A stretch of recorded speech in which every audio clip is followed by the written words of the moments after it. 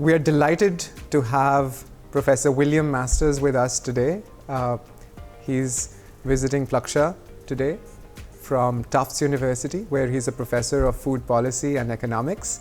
He's also a dear friend, collaborator, and has been inspirational in his journey so far. He's just come out with a new textbook on food economics. Will, thank you for being here at Plaksha, and congratulations on your new book. Thank you. Yeah, it's so nice to be here. I've heard a lot about Plaksha from you, and amazing to see it with my own eyes. You have launched a new book on teaching food economics, and you've won several awards for being a great instructor yourself and a teacher. What do you think goes into being a good teacher? It's a hard question. It's a mystery. There's a lot of alchemy, a lot of humanity, mystery to it. But I think the most important thing would start with mastery of your material. Like, you can't be a good teacher unless you actually understand the thing. I think many people look to try to reward teaching without attention to the content, and I think that's a problem, because you can be teaching something that's popular, that's fun, that's interesting, but that is actually not correct and not very helpful to the students. So, don't just aim for popularity, but try to be correct.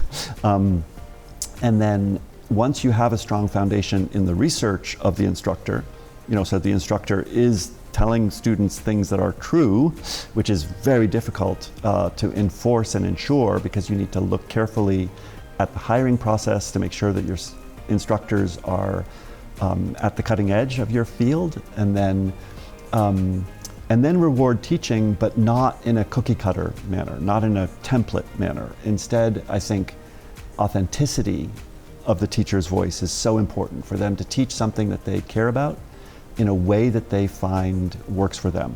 So I think trying to have all classes be the same would be a big mistake. What can new assistant professors learn, in terms of designing their classes such that students are more engaged, and what is it that creates that magic, if you were to think about it a little bit more? Yeah. So I would definitely begin with the authentic relationship Yes. to the instructor, that the instructor is a person, and that the student recognizes that the instructor has a journey of their own and knows something about the instructor, where, in the first day of class, you would say, here is who I am, here's where I come from, here's why I'm doing this. That would be essential. And then to have your voice be authentically you throughout the semester. So not always the same from every instructor, but authentically themselves. But then I would say trying very hard to make each class session and each week and then the story arc of the semester have this nice iteration between the personal experience of the student, what the student did before class, and then what they're doing each week as they read and then do the analytical work, the exercises, and then prepare for an exam and then take the exam. So that experience iterates between theory and those aha moments of connecting the dots and, oh, I see how it fits together, with evidence about the world, just like learning facts, and have that iteration between theory and evidence grow and grow.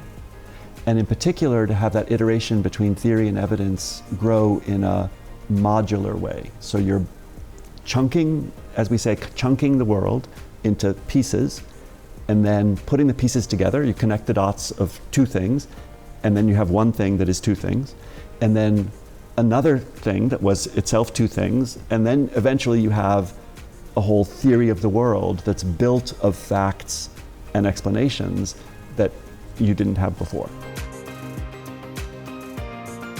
Plaksha is a new institution. Our senior-most undergraduate cohort is entering their fourth year, which is their final year, and they will be graduates by summer of 2025. And we are still setting up processes and systems to establish ourselves as the leading tech university in India. What are some of the rules, written or unwritten, that Plaksha should have in its DNA? Yeah, that is a very hard question. First of all, I've been fortunate to never have to build a university. I've been fortunate to be the inheritor of the enormous investments that were made in the 19th century and throughout the 20th century, kind of coming into institutions that were already mature. And of course, one of the lessons from that is that each of these institutions had great strengths, but also huge flaws, right? So they were vintage, literally vintage 1860, where building structures around German ideas of what a discipline was. So you had biology, right, chemistry, and then what is biochemistry, right, and where do you fit in genomics in that? Right. One big lesson is that there are these vintage effects. And so the opportunity to build a new institution around modern science is like, oh my gosh, you can actually have these new syntheses of knowledge in a single working group of people who will collaborate across what would otherwise be a totally separate building with different lines of authority, different promotion. But now if you can combine it, maybe this new vintage institution can be vastly more productive. But I'd like to know, what are some of the cultural attributes of these places where you've been associated with that have led to higher innovation or have led to higher productivity of the faculty members or the students, or the collaborations between faculty and students? And what is it that makes a university succeed in terms of its research?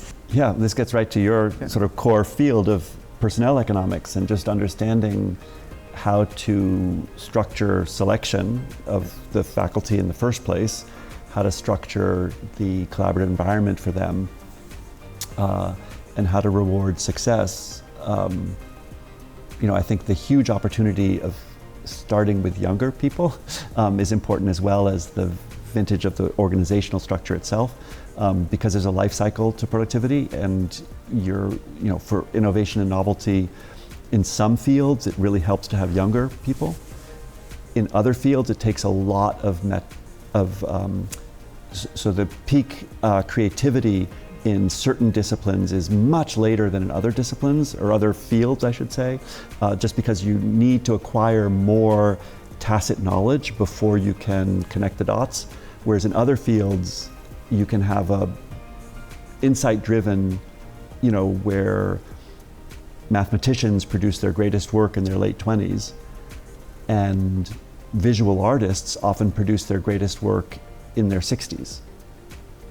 Why? Well, because they need more components and more experience to have success in one field, whereas you need more raw insight in another field. So the key learning is that don't hire old mathematicians and young visual artists, right? Yeah, or maybe a mix. All right. A mix. Great, wonderful. Well, thank you so much for this lovely conversation and sharing your insights, and I hope that we can host you again at Plaksha in the near future, and you do keep coming back to India for either seminars or conferences or sabbaticals or teaching. I think that you'll find that there's a world out here, and I hope you find Plaksha to be a home away from home for you. Thank you. Yeah, it's been a wonderful visit so far. I look forward to continuing today.